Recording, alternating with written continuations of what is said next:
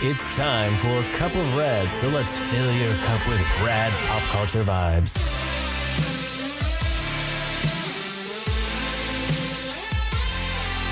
And now your over-caffeinated hosts, Mike and Katie. Welcome to Cup of Red, another exciting episode coming right into your face, or your ears, because I guess we're not on YouTube yet, so it's into your ears. No, I like it just into your face. It's that intense and impressive. It's just like a wall of radness.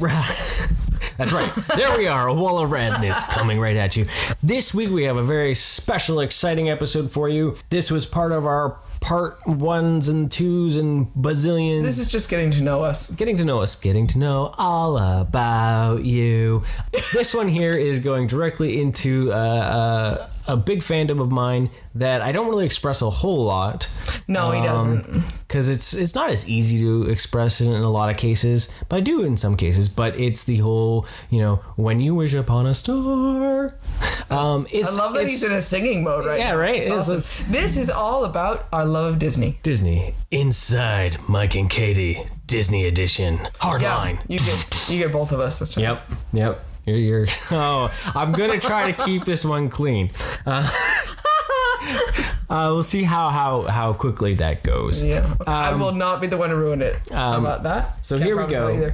Okay, so we're gonna start off with some things. What do we love about Disney? Well, here's this. My introduction to a lot of the older Disney cartoons was through my grandfather. My grandfather was an engineer that also served in the Navy during World War II, and he found Walt Disney and what he had done with animation very ingenious and all that. And it was his escape during the war when they would see those cartoons when he was in France. That was one of the few things that he really shared with me, especially from wartime wise. You talked to him about the war and he was just like nothing, it was just dead. There was nothing. He would never talk about it at all, because his only thing was, that's why we didn't have guns or anything like that.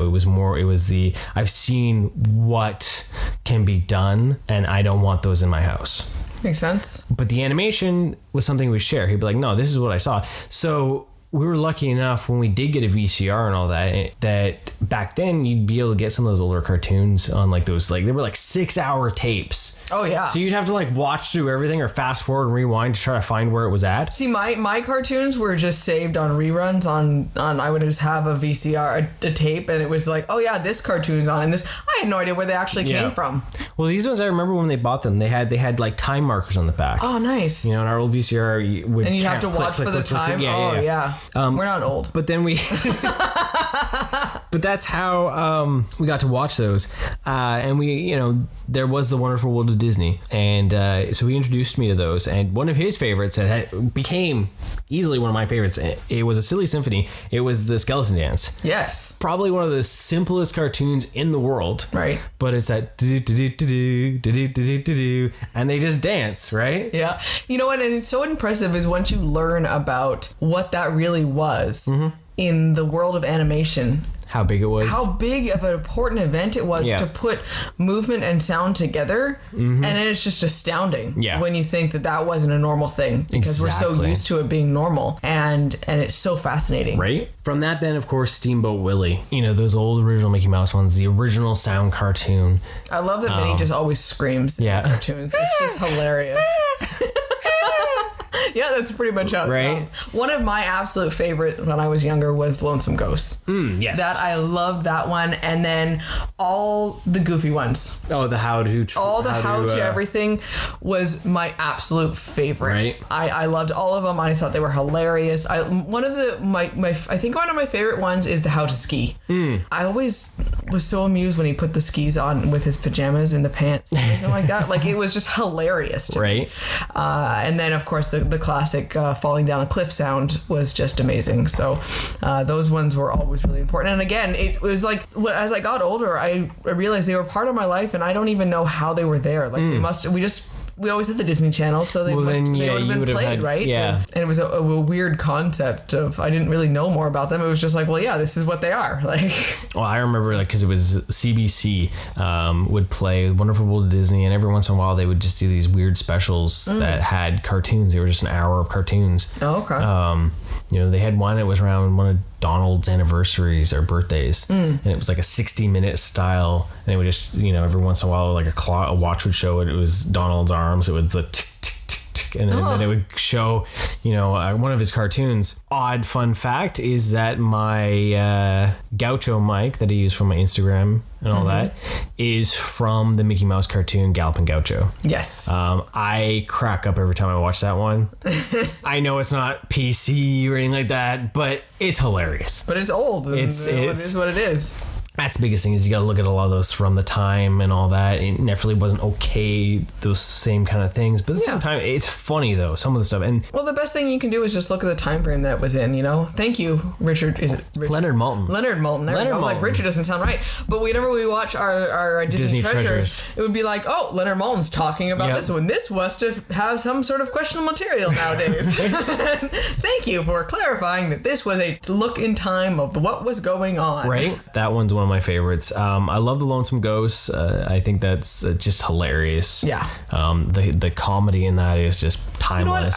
Same with like the Goofy one, and they're just, I love that you don't need them talking, and it's the pantomime. Exactly. It's the body humor and the expression and the looks and the noises and they can tell so much more humor than explicitly saying it all the time or having to tell punchline jokes or something, and you actually have to look at it and pay attention to the way what's actually happening. And I miss that style. Well, that's what's nice is that they did bring the new animated shorts. Yes. The Paul Ruddish style. Yes.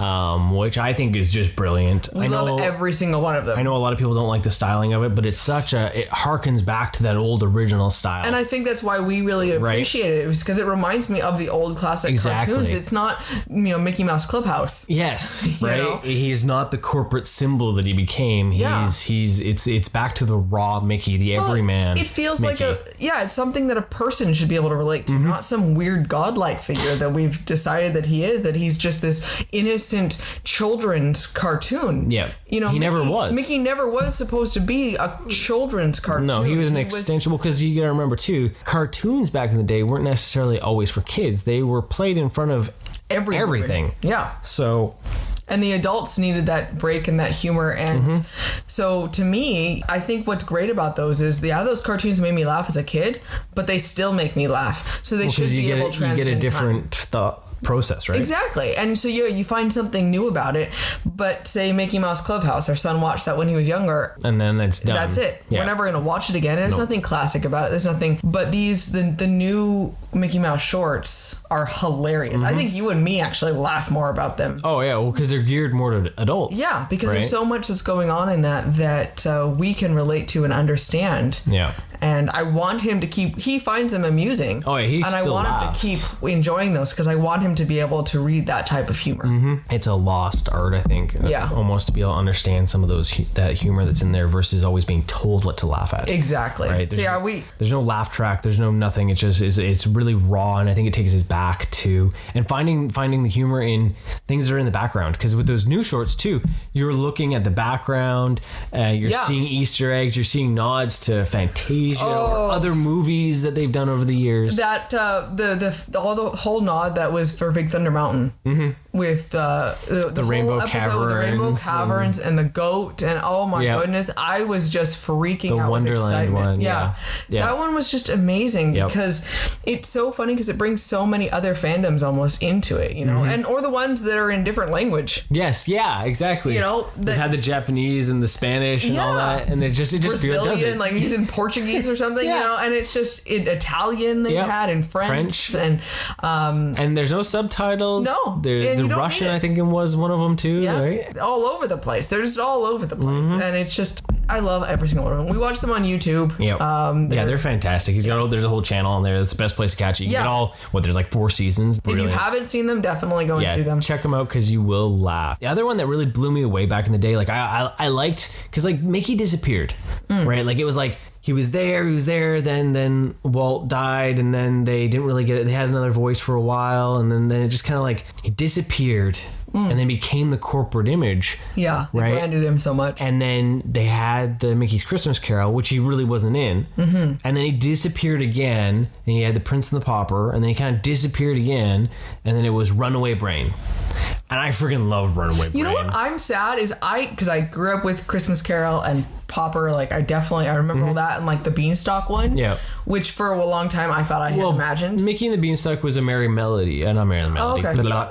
It was from Fun and Fancy Free. Fun and Fancy Free, yeah, and that was back from war times. Yeah, see, and I knew about those because I did not know about Runaway Brain until I was older, and you introduced me to it. Well, because Runaway Brain was on one of the Honey I Shrunk the Kids.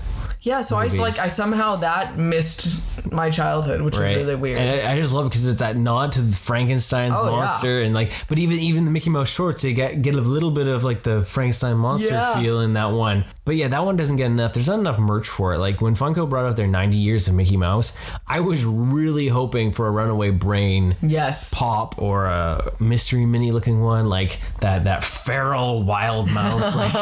Well, I love it. We have a poster that shows like key versions of Mickey. Yes. And I think it's really awesome because you can see, and Runaway Brain is on there, and I think it's all those the greatest hits. The greatest hits. It's like a Mickey, greatest hits album. Yeah, it's great. Yeah, so those ones really spoke to me. I remember a lot of Donald. Donald was played a lot on the World of Disney when I was growing up, and Donald was always one of the ones where I liked until I realized it was me, because it'd be my temper, and then once you figure that out, then it's not. You're like, no. Well, Goofy's your favorite. Yeah, Goofy is my favorite. Always has been. That just that lovable loser, kind of good-hearted nature. Always there to help people out. The one thing I always wondered, and they've never touched on it. Like they don't even like talk about it, but like in the what is it, the 50s and 60s when he had a son, right? And he's a little redhead kid, and he still called him Max and that, Maximilian, and then jump to the 90s with Goof Troop, and there's Max, and then you got Once Upon and Twice Upon a Christmas, and Max is growing up, but never once had they ever talked about really the mother. Yeah, it's just But magical. Even like just the company itself, it's just like, well, it happened. We don't know what happened. Just happened. And they've got some, all of them, right? Minnie has nephews. Yeah. And then with Huey, Dewey, and Louie and Donald and all of them, and it's like, because for a long time, I thought that maybe it was something to do with Daisy. Huey, Dewey, and Louie are just related without anything to do with Daisy either. And it's like, where do they all come from? And where is Uncle Donald and all of this? And it's like weird soap opera families that no one questions. Right. Now they're finally delving into that with the new DuckTales cartoon. They're giving... They're giving Donald a sister who is Huey, Dewey, and Louie's mom and all that sort of stuff, right? But still no mention of a father. No, we still don't know who the father is. I don't know, Then you start answering. It shows though that in a lot of cases, as an adult, we question these things, but as kids, we don't need to know. We don't care about. We don't need all the little pieces that will allow us to know every detail. We just roll with it. We see something funny, and we get a 5-minute adventure with those characters that we like. But it's supposed to just make us laugh about that situation. It's not trying to delve into some or solve some sort of big life issue, right? Yeah.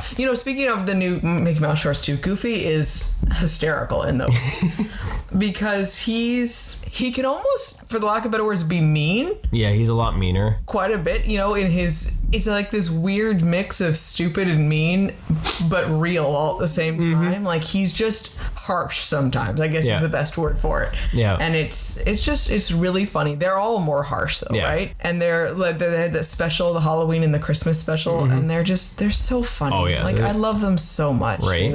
And again, even as an adult, then you realize you're like, wait a second, just like, Turtles and everything, they're all really extremes of one personality. Exactly. Mickey is the loving, caring about everyone, over the top, like fantabulous, positive. Yeah. You just have all of that, right? Yeah. And that's why there was just so many of the cartoons. They just really impacted me and my humor almost. Yeah. It was a gateway to my humor, basically. But we could talk about shorts probably forever. Because we have all those Disney's treasures. We've been able to watch so many of them, introduce so many to our son. Yeah. Which has been really special to be able to have those. Exactly. That's something I never want to lose out on. Besides that, Disney didn't just create fantastic short films. Yes. They also created amazing feature length. Yes. We all remember that sound. Do-do-do-do-do. Yeah. Right? You know what's funny is, speaking of that sound, like for me, I always thought that was the beginning of The Little Mermaid. And that is brilliant. Right? Like that was the beginning of The Little Mermaid, because so many of my animated movies were recorded from TV. And that was one of the first ones I had actually got on purchased via VHS. Yeah. And so it was one of the rare ones that actually had that at the beginning. Yeah. So I'm like, well, that's every single time I heard that, I heard The Little Mermaid. And it took me years to realize that did not mean the start of The Little Mermaid. It was all Disney. Little Mermaid started with fantastic. seagulls. That's fantastic. So, well, kids today will never really know that struggle of not getting to see a Disney movie to a certain degree. Yeah. Because, and well, at least in our house for sure, we have everything. We have everything. Pretty much. I used to pride myself. I used to have everything on VHS, and then once video rot kicks in and VHS disappears, and I don't have that. Your VCR. So I don't have all of them on DVD or Blu-ray, but I've got. We try to collect them as soon as we can. Yeah, it's a lot of the obscure ones, like the Fun and Fancy Free and stuff like that. I don't think we have Melody Time, Saldios Amigos, that kind of thing. Yeah. But for me, the one that I remember first ever seeing was one of my first theatrical experiences. Oh, okay. Jungle Book had come back to the theater, and it's weird because like I don't remember a lot from being a small child. But I remember seeing the movie in theaters. Oh, okay. But I remember seeing it in Edmonton. I was 3. Oh, wow. But I remember that. Really remember that. And I remember just that doo-ba-doo-ba-ba-doo-ba-ba. Yeah. And that everything about that movie, it really imprinted on me because it was like, I guess, seeing jungle stuff and it was such a talking different animals experience and all for you. that. It's a whole other world, right? Right. It was pure fantasy. Also on that retrospect, I remember going to seeing that, and there was a coloring contest, and I colored a thing that won me tickets. And at that time, it was to win tickets. You won a coloring contest when you were 3 years old? Yeah. Oh, our son really has somewhere to go. He's got to step it up a lot. So I won the coloring contest. They got me tickets to see Song of the South. Because back then it wasn't so taboo to see. I wish we had that on. On that retrospect, I only remember the animation. Yeah. I only remember the Brer Rabbit stuff. Same here. Like That's the only thing I remember. So those ones I remember seeing that. From that, really ones that I grew up with in the theater, I was more of what we called the Renaissance of Disney. Little Mermaid. Yeah. You know, what you don't get to talk about Little Mermaid. It's mine. Hands up, walking away from the mic. I'm just joking. That movie was fantastic. The songs and the colors and all that. You know, it was a brilliant film. But the one that really took me was Aladdin. Yeah. Because that was very interesting. Because Disney always usually focused on their princesses. I remember being able to watch like The Rescuers, because those would show up on TV. Oh, I watched so many of those. Rescuers Down Under was our jam for so long. Me and my brother watched that all the time. All the time. I love the giant eagle. But and the eye, the reflection in the eye. Oh wow, I'm having like childhood flashbacks right now. Like seriously. Anyways, Robin Hood was something I remember watching on TV. I always wanted to be Maid Marian. Right? And that's where I was like, animomorphic characters are pretty awesome. And in the way that it was kind of fun to see them act like humans, you know? Yeah.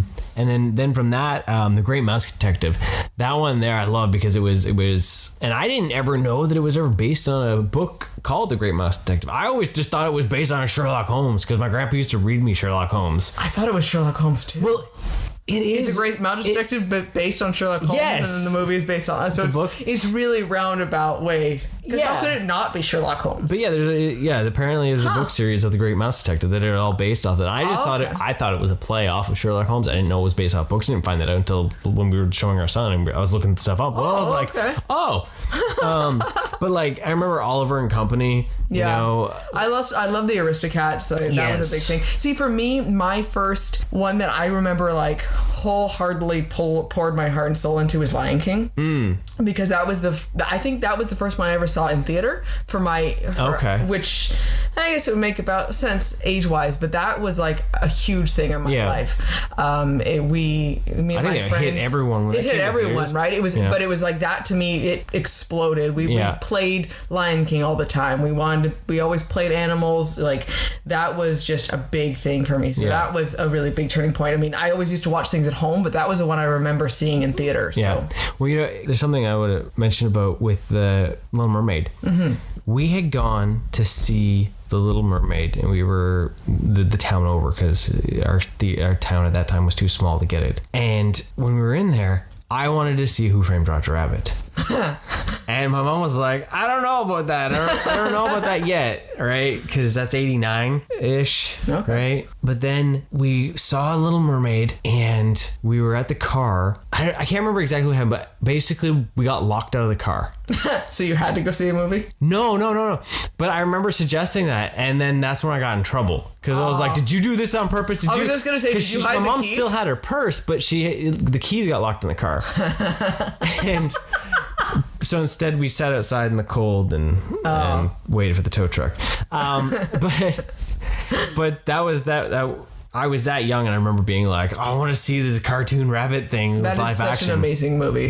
Who Framed Roger Rabbit was amazing. Right? But when it did finally come out on VHS, that's when my mom finally succeeded to it, and it was like it had won Academy Awards for. So it's like, how could I not let it watch it? She's like, okay, we'll let you watch it, and that thing imprinted on me. Like, wow, for like the longest time, I was like, where is this world where cartoons and humans exist? Because I want to be there. Yes, I 100% agree. I thought that same type of thing. Like it was fantastic. Like this is what Toontown is. Yeah, and that's what it should be. But yeah, I remember that moment, and that was just such a big thing. See, Aladdin was big for me. Yes, Little Mermaid, of course. I mean, in my Inside Katie, we talked about Ariel in detail. Aladdin, I always wanted a pet tiger. I always wanted to be Jasmine. I loved her outfit. I had Jasmine and Aladdin dolls and Barbie dolls, and I had figurines of them too. I was also, that was a perfect age for me to have the toys for them. Yeah, I had little like 4-inch dolls of them, all the characters, and I had bath toys of them, and like I had a lot of Aladdin merch for sure. Well, yeah, I remember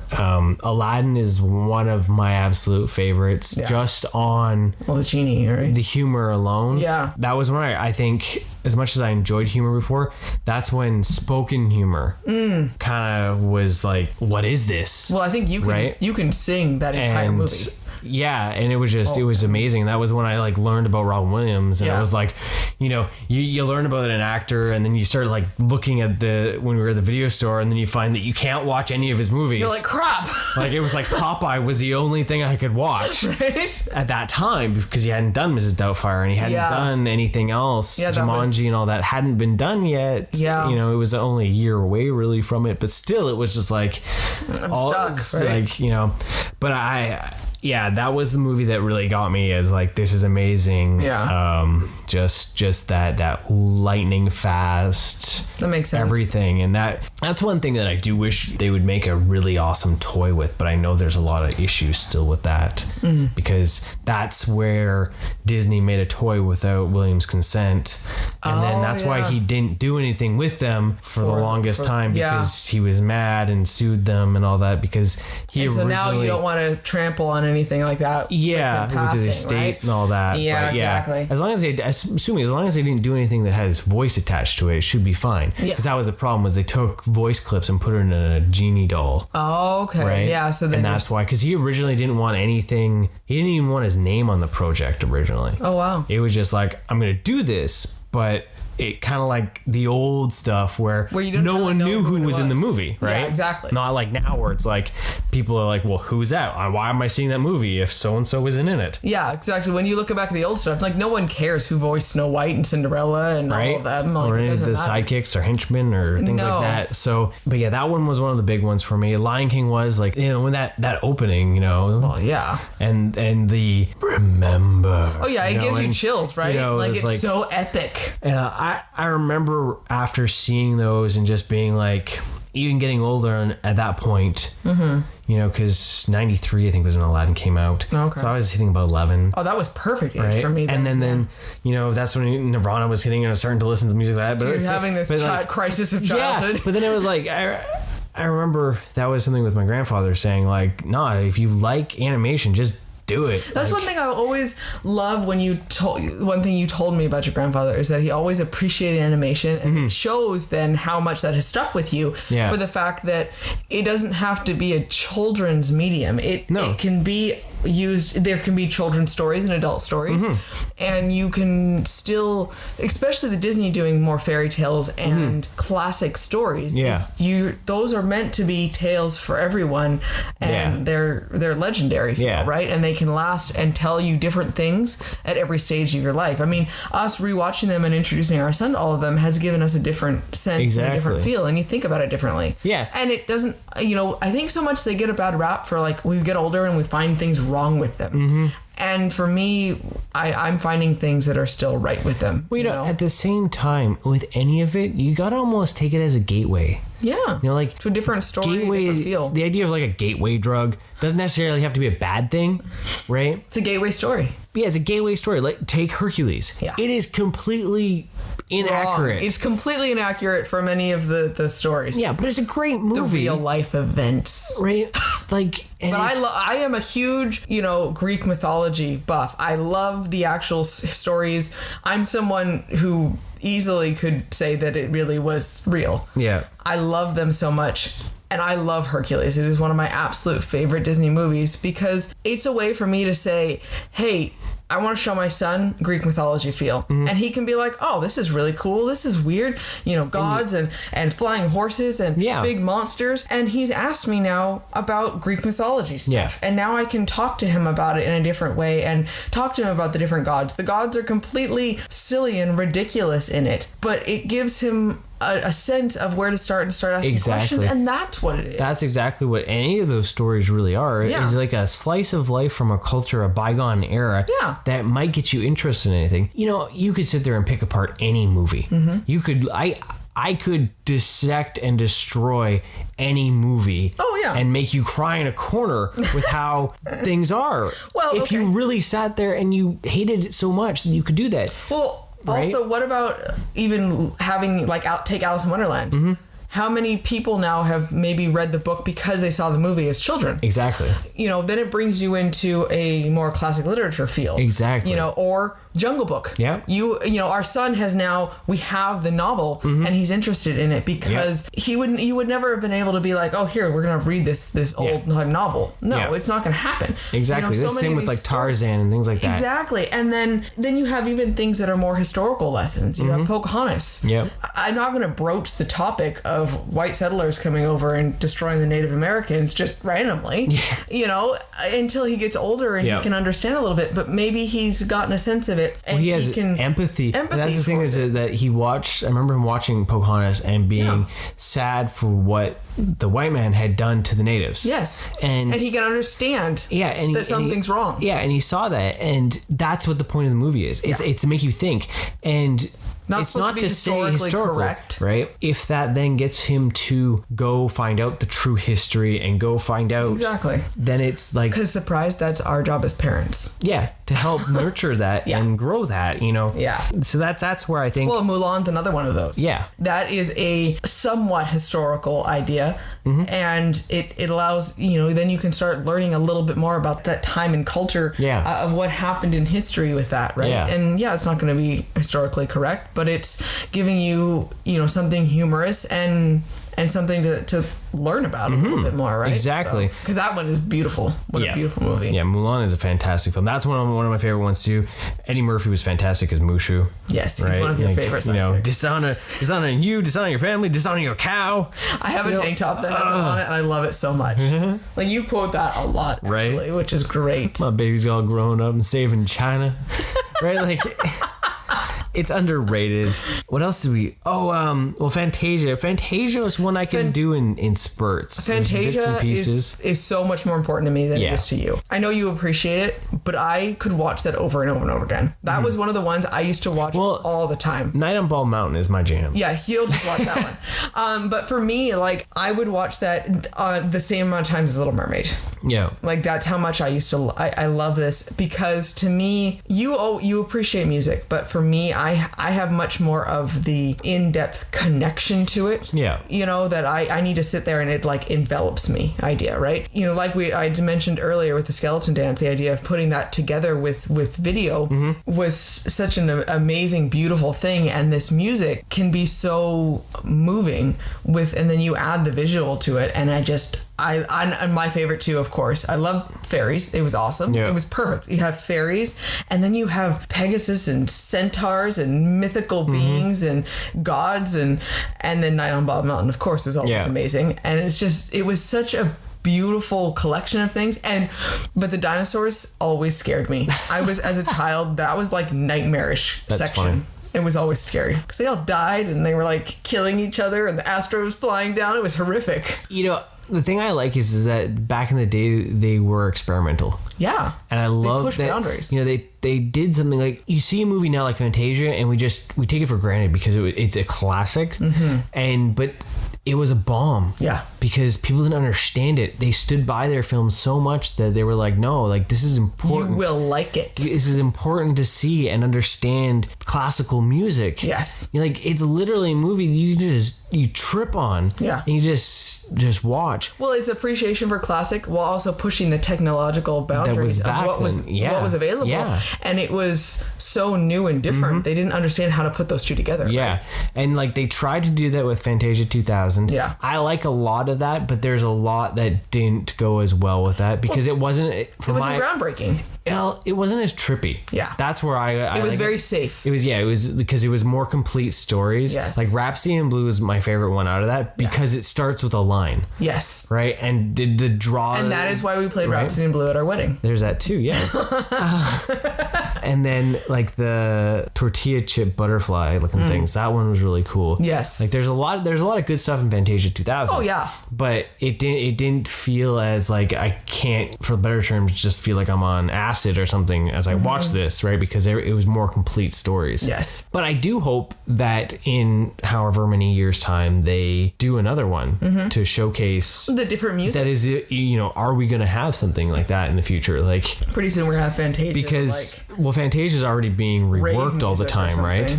But that would be amazing. Right? A little dubstep, a little animation. We need like Daft Punk Fantasia. Right? Would that be sweet? There you go. Actually, I really want to see that. There you go. I would love like Tron Legacy. Tron Legacy Fantasia. Right? Make it happen. Yeah, no, like Fantasia's been redubbed to remove nipples off the centaurs and mermaids and stuff like that. You know what? I have a real obsession with I had an obsession with mermaids before it was cool to have an obsession with mermaids. Said every woman ever I don't since care. 1920. No, just me. Or ever since the 18 when there was sailors. I'm just joking. I totally know that it's just every little girl's fantasy. I get it. It's just now it's just on merch everywhere now. Well, right? But now it's like a way of life. Like now there's people that are actually becoming mermaids, probably legally. So. Yeah. So, but I mean, that was one of my favorite parts of Peter Pan. But at the same time, they were all bitches. I'm sorry.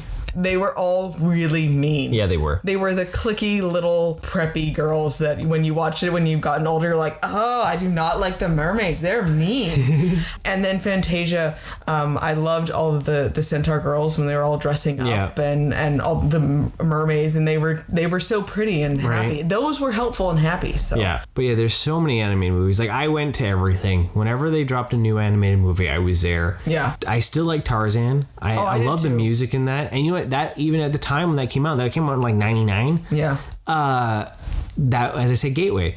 That got me like, hey, I wonder what the book is like. It is completely different. It is a lot more violent. It is, you know. I remember when you read it, you're like, oh my God. You know, he just hung a man. Right? But at the same time, it got a teenage boy to find a classic book. Yeah. And I think that is what's good about those. The other one that I think is really misunderstood, and it's starting to now like Hot Topic's starting to do merch and stuff. Like once Hot Topic does merch with it, it becomes a cult classic. Like it's suddenly successful again. Yeah. Even when it was never. But Atlantis. That was one that I found after meeting you. I didn't really know about that one, and I was very pleasantly surprised. Yeah, I really like that one because it's stunning, because the art style is so much different. It's a harken to the older style. Yeah, I didn't. I think when I saw it, I never realized it was a Disney movie. Honestly, Yeah. it was so much more have an edge to it. Yeah, exactly. And the original designs were done by Michael Mignola. That would explain everything. So he worked on that film originally with the original designs. And if you're listening and you know the name Mike Mignola, then awesome. If you don't, you should, because he created Hellboy. And now everything makes sense about Atlantis. Right? So definitely his art style came through with that. Yeah. And they tried to capture that art style. And that's one thing I always kind of liked about Disney, is that they had different art styles. You know, they had a certain style, but they had different. Every film had a little bit different. You know, you look at Hunchback, there's so much good in Hunchback. I'm not a big fan of the gargoyles, even though I realize the gargoyles aren't really alive. They're just in the subconscious. But this is the blank stare of the what? well, yeah, that's the purpose. It's him making friends. That's why they always turn this to stone when anyone else is around. I totally didn't even. I love when I find new things. How old I am and I still don't realize that. Huh. So, okay, now I've learned something new. But like that film is so dark. Gives even more depth to the story right there. Well, his solitude, his loneliness that he creates, and he carries them around, and That makes me so sad now. Like I'm crying inside. Like that movie was sad and horrible to begin with. and I just crushed. Oh my god! Like this wave of sadness is just coming over me. Well, then you think about that, like it loses that, because then when they start fighting at the end in the big finale, that's where it blurs that. I always loved Esmeralda's outfit. I always wanted to dress up for Esmeralda for Halloween. Right. I wanted to be her, and I wanted to be Jasmine, and I just not feel comfortable at the same time. Esmeralda pushed some Disney boundaries with the pole dance, though.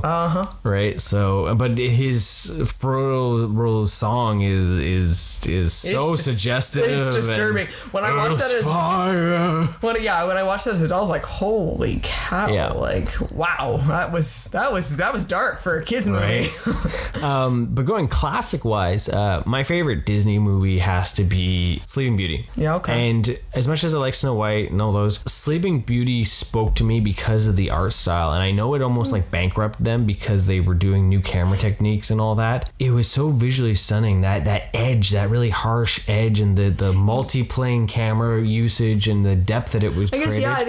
it's a lot cleaner than Snow White and Cinderella, right? Yeah. Well, and your mom's favorite villain was Maleficent. Yeah. So that turned into your favorite villain as well. I loved Sleeping Beauty because it also had a prince. Mm-hmm. I loved... And that could be why it spoke to me too. Yeah, right? exactly. And I think that really... They did a good job of being able to capture more people, because Prince Philip actually had a role in it. Yeah. You know, he wasn't just Prince. Yeah. And he spoke, and he had action scene. Yeah, exactly. He was a hero as well, right? And so you could bring in the boys that could imagine themselves as being the prince to save things, right? It was intense with that action with the thorns and everything like that. And the dragon, I mean, there's a lot more to it. Right. It wasn't just a romance. Yeah, exactly. And I really like that one. Speaking of things that scare you, because you said you're terrified dreams and all that. One movie that not freaked me out, but I still liked because it was creepy. But then like I watch now and I'm wondering why I was a little freaked out by it, was The Black Cauldron and the Horned King and the skeletons rising from the mist. Because did you just hear yourself say that? Horned King, skeletons rising from the mist. Did you just hear this? But like, I remember being like freaked out as a kid, but then I remember being enthralled with it. But now after watching it again on disc, that movie's kind of boring. Yes. As a whole. And like, I just like that scene. Like that scene, it just scared me. It made me excited. And like, that's all I want. Right? I just wanted to watch The Horned King and over. That's my gif of that movie. Is just that.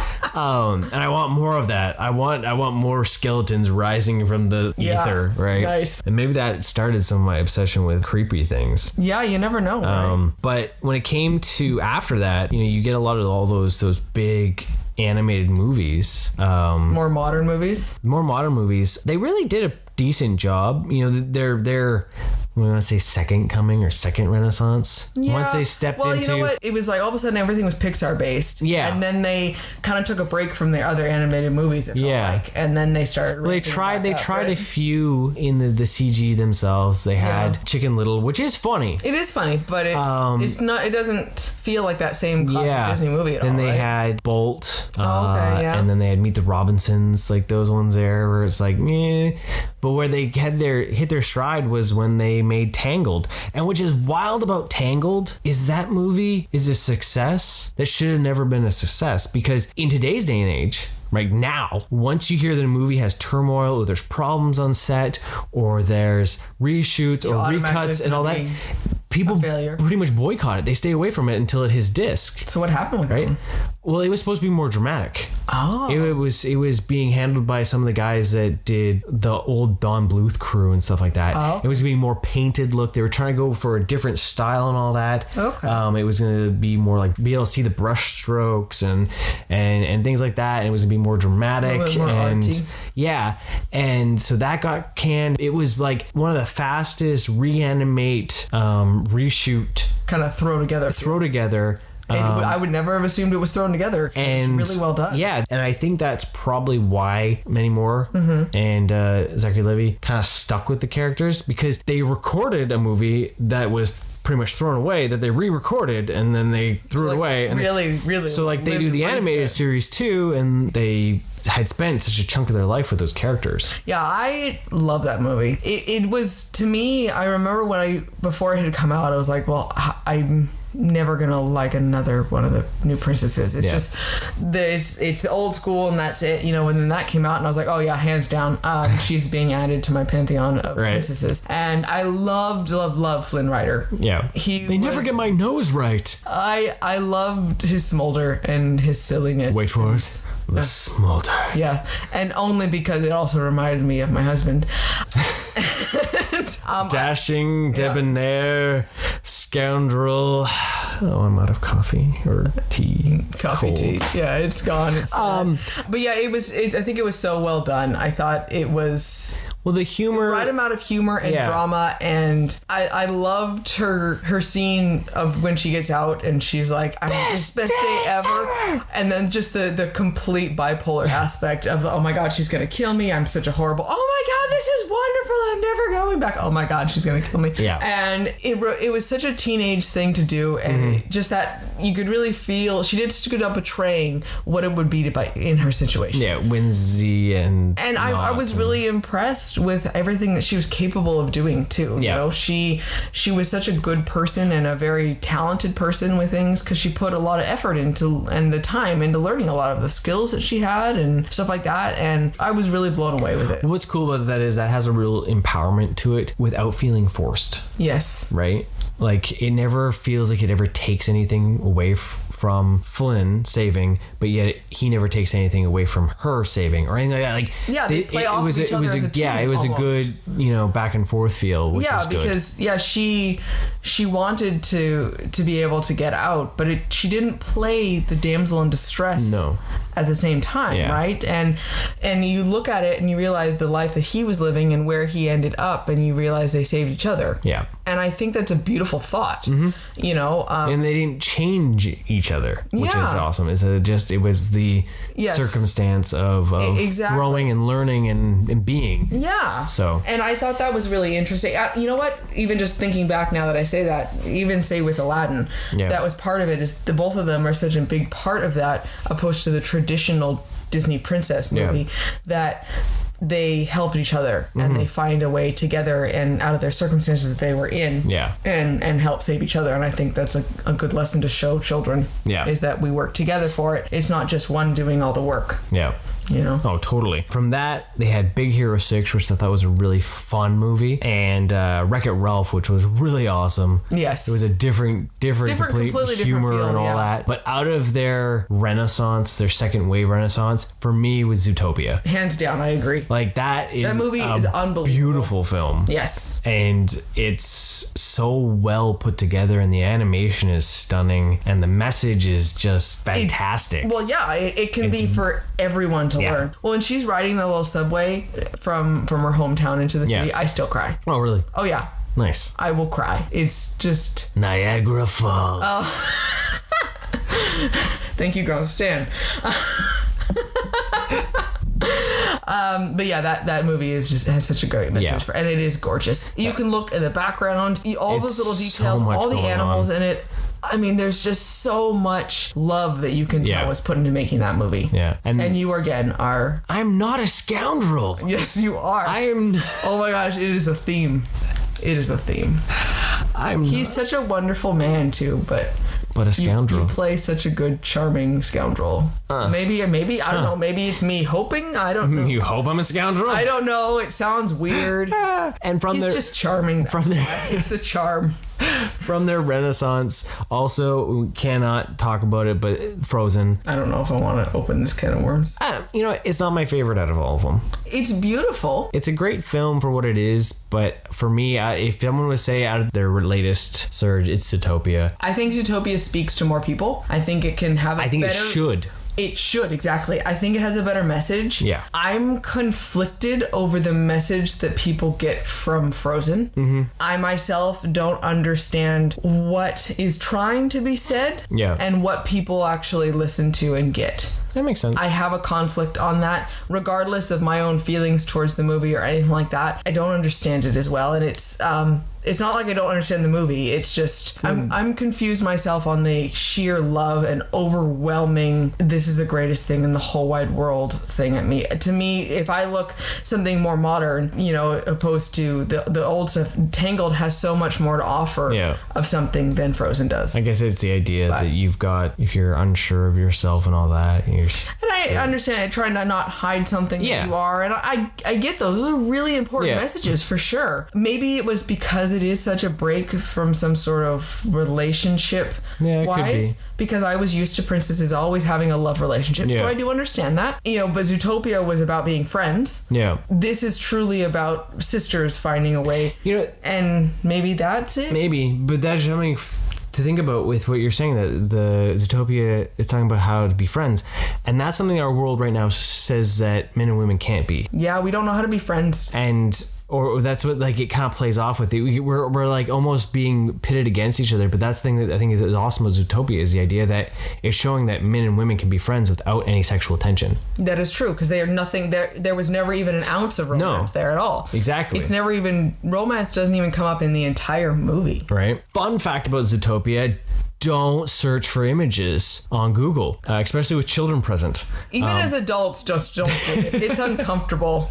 Katie was once looking, because we Disney bounded a bit. Our son wanted to be Flash the Sloth, and she did a Disney bound of Judy Hopps, and I did Nick Wilde. My Judy Hopps Disney bound, both of everyone, we were on point. And but you try to search for images to try to get like a clear picture of it, and I remember when she looked up, and it was hilarious. What you'll find, and if you want something weird, go ahead, Google Judy Hopps. See what happens. Make sure you are not with children, and you will understand what I mean. So, but anyways, from that then, Pixar. Yes, Pixar. What are some of your favorites? You know what? The original Toy Story, for sure. Yep. That was such an amazing, beautiful, fun idea that your toys were alive and had a whole world of their own, and also knew they were toys. Yeah. Most of them. And it was hilarious to think about. Toy Story is my number one. Really, because it had a lot more bite to it. Yes. As the series goes on, I'm excited for the fourth one, but as the series goes on, it is mellowed out. They mellowed it out a bit. It lost Woody some of. Was an ass in Toy Story. Like, you watch it again, you're like, wow, he was so mean. Yeah. And it's a really good life lesson though, of feeling like your spot is being taken, and it's almost like a sibling, right? Yep. It's someone having a new baby around the house and not being number one anymore, and having to deal with that, and how that bitter, angry, and bad choices and malicious things happen. Yep. And then it's like the regret of having to deal with that, and it's intense. Well, we've even seen that with our son, just with our cats. Yep. Right? Like he's made some questionable choices, and he's Towards even, the cats, right? Towards the Where cats, he's not ever or even mean or if it's hurtful. like, because we'll be like, oh, the cats are on us, we can't help you with that, jokingly, of course, but then suddenly he'll pretend he's a cat.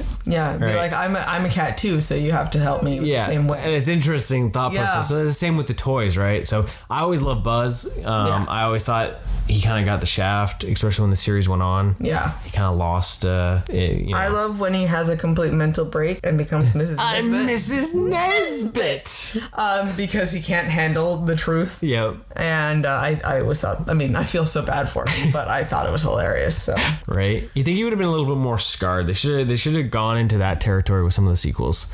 we'd like some PTSD deal. Like, Yes. Yeah, because he was just like, oh yeah, we're good. We're over that. Yeah. Totally Oh. okay.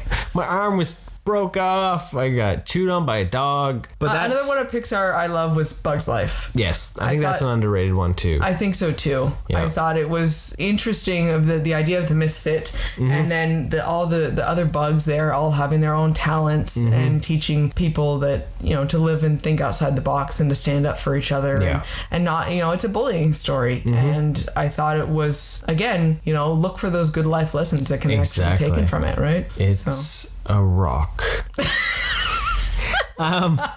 From that more modern Pixar, I haven't really been a fan of a lot of their sequels, although their sequels fail me. Yeah. But Coco really spoke to me. It was beautiful. Because it was a beautiful film all the way around, like the colors and the visuals and the story. It's such an enchanting. It's a really film. well Crafted. in-depth story. Yeah.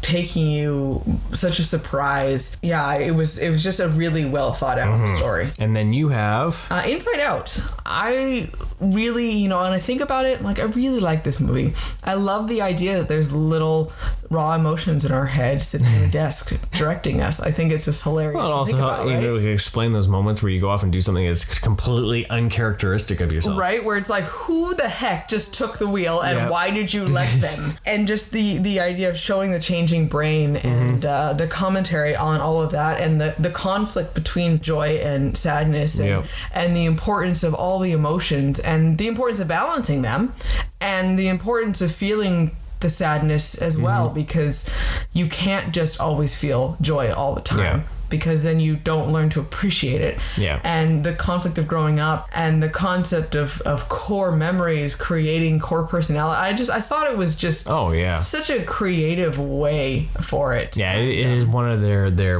best films for sure. Yeah. It's potentially one of the only ones that I've teared up at.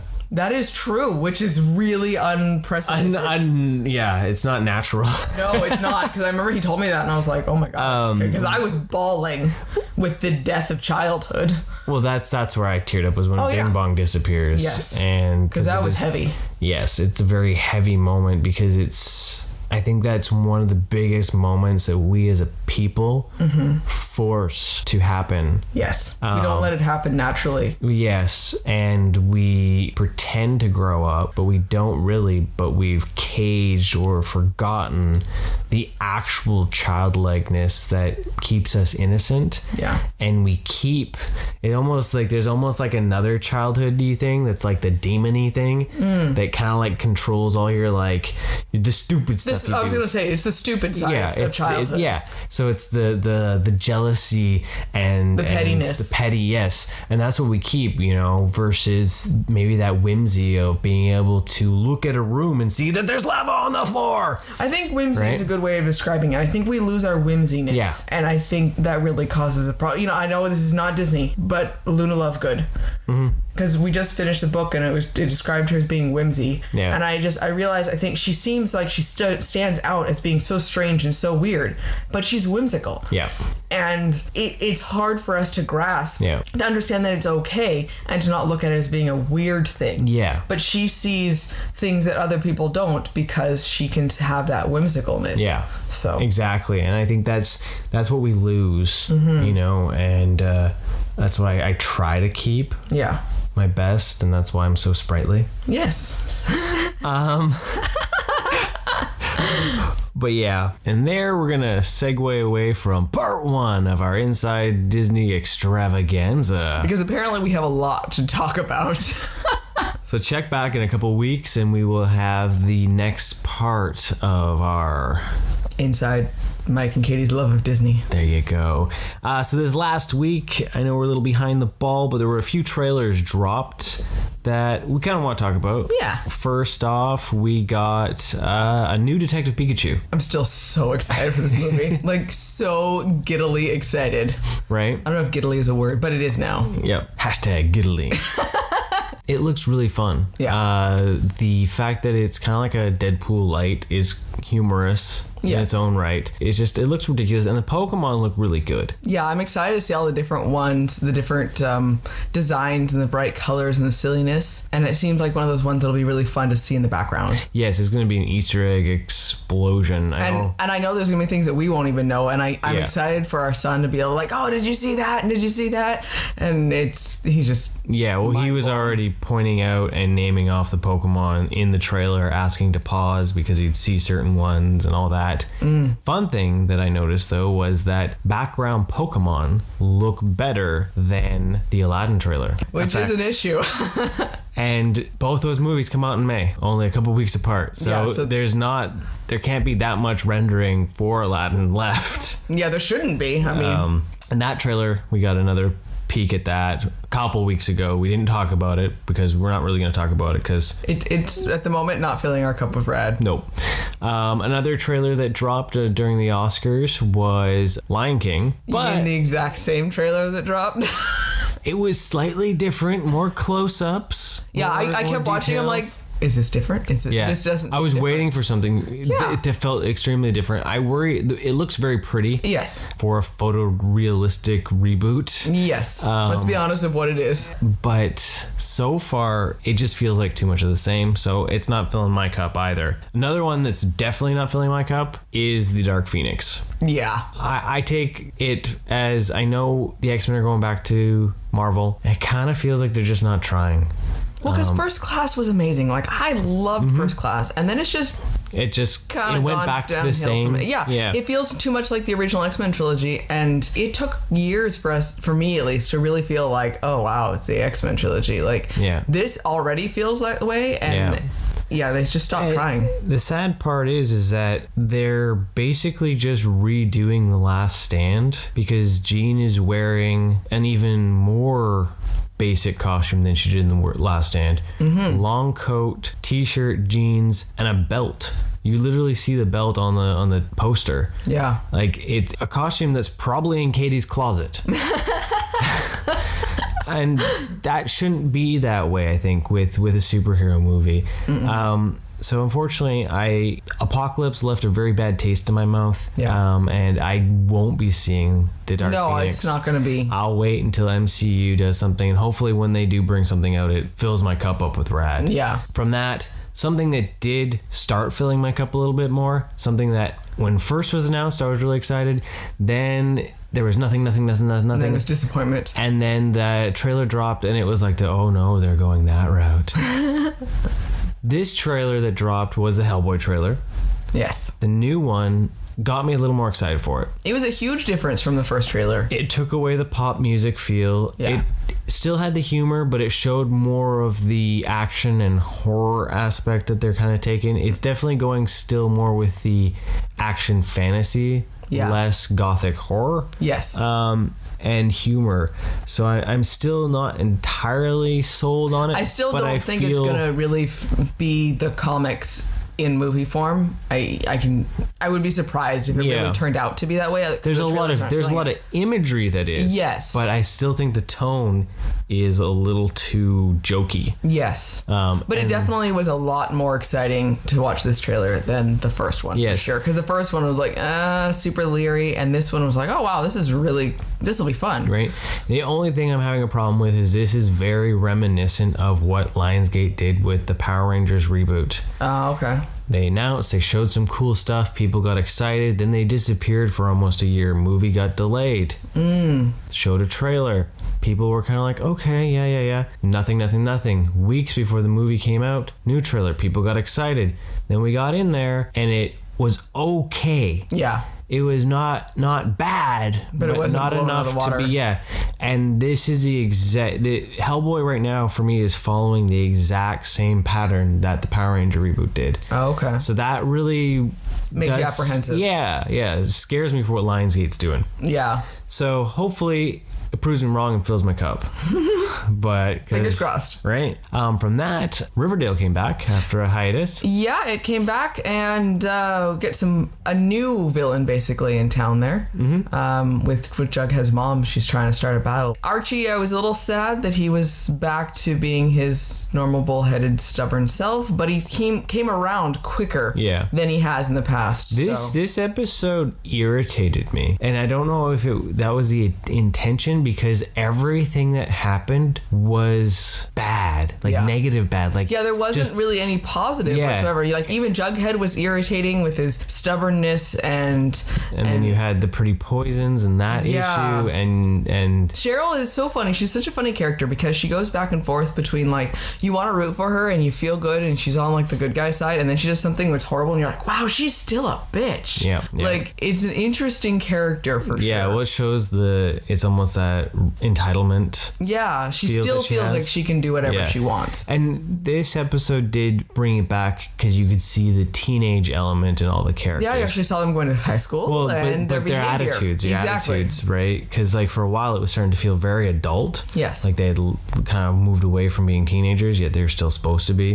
But then all the bickering and all the pouty and all the real angstiness came back, and you're like, wow, they still just are kids, and they're dealing with some really weird stuff. So I don't. Yeah, it was.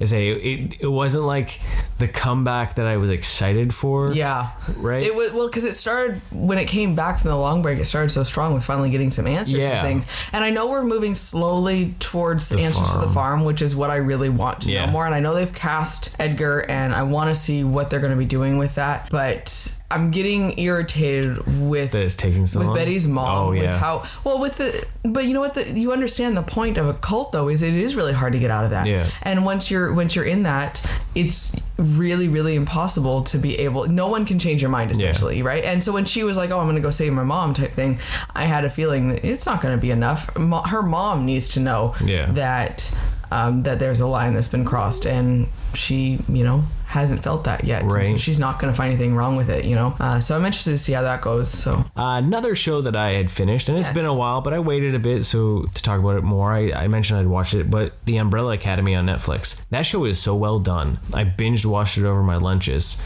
Yeah, he just powered through it. All of a sudden, I was like, "Oh, so how's that going?" He's like, "I haven't finished it." Well, it was one of those shows where I wasn't sure if Katie would be interested in, only because I enjoyed the comic, and and we really do have a lot that we watch, so sometimes he didn't give me a chance. And let's just be honest. And I asked him, I was like, "You just watched it without even asking me?" Yep. So then I didn't have a chance to even try to steal it away from him. But that is okay. It is okay. Well, Beauty is Netflix. It'll be on there forever. So I'll watch the second season with him. I'll take it away from him. Yeah, it'll take us 3 months. But definitely, if you haven't watched The Umbrella Academy, check it out. The whole idea is that they are 7 siblings that aren't siblings really. They're just forced together as adopted siblings by a rich crazy man that decides that they're superheroes because they all end up having powers, and one of them comes back from the future to tell them they need to stop the apocalypse. That's the general gist, and chaos ensues after that.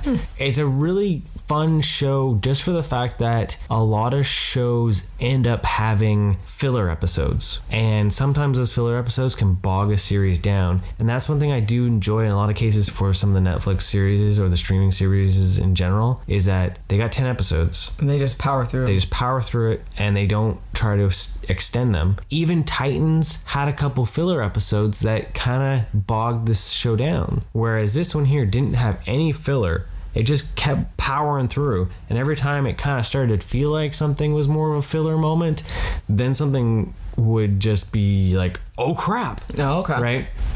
And they also blended some really good music in, because the score was always there, but whenever more of a pop song. Let's just say popular culture song. We'll say actually pop because a lot of it's like classic rock and stuff like that would show up. You knew shit was about to go down. Oh, okay.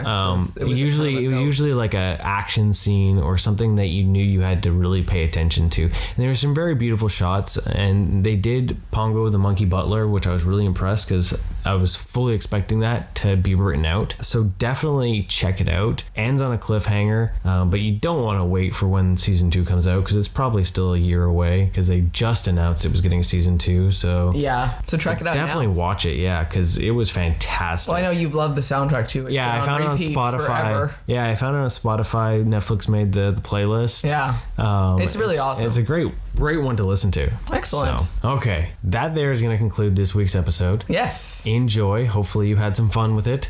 Let us know what you think. We are powering forward now in our next week here because our birthdays are coming up. Woo!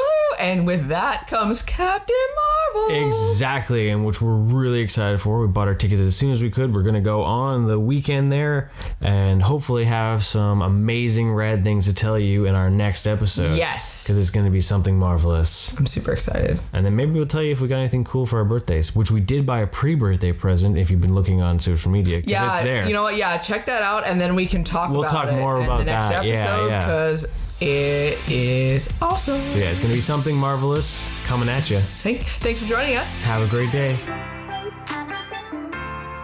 Thank you for listening. Love this episode of Cup of Rad? Please subscribe, rate us, and give us a review. Also, follow us on Facebook, Instagram, and Twitter for more rad content.